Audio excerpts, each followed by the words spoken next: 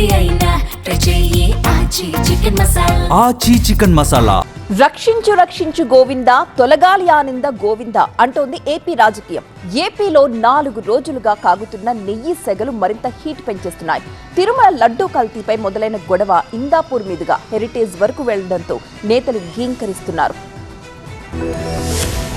AP శాసన మండలిలో నెయ్యి మంటలు రోజు రోజుకు మరింత ఎగిసిపడుతూ ఉన్నాయి. ఆ దేవదేవుడి చుట్టూ రాజకీయం రంకెలేస్తోంది. అసెంబ్లీ ప్రాంగణానికి వైసీపీ సభ్యులు ర్యాలీగా వచ్చారు. ఈ సమయంలో ప్లకార్డులు, వెంకటేశ్వర స్వామి ఫోటోలు తీసుకుని సభలోకి వచ్చారు. రక్షించు గోవింద గోవింద అంటూ స్లోగన్స్ చేశారు. ఇక సభలోకి వచ్చిన తరువాత కూడా సేమ్ సీన్.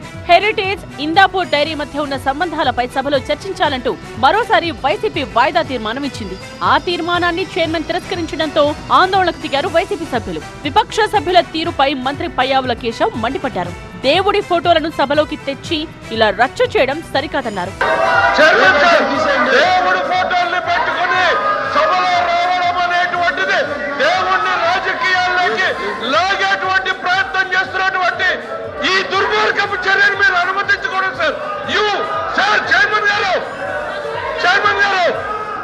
తిరుమల లడ్డు అంశంతో పాటు ఇందాపూర్ డైరీ, హెరిటేజ్ డైరీ మధ్య ఉన్న సంబంధాలపై సభలో చర్చించాలనేది వైసీపీ డిమాండ్.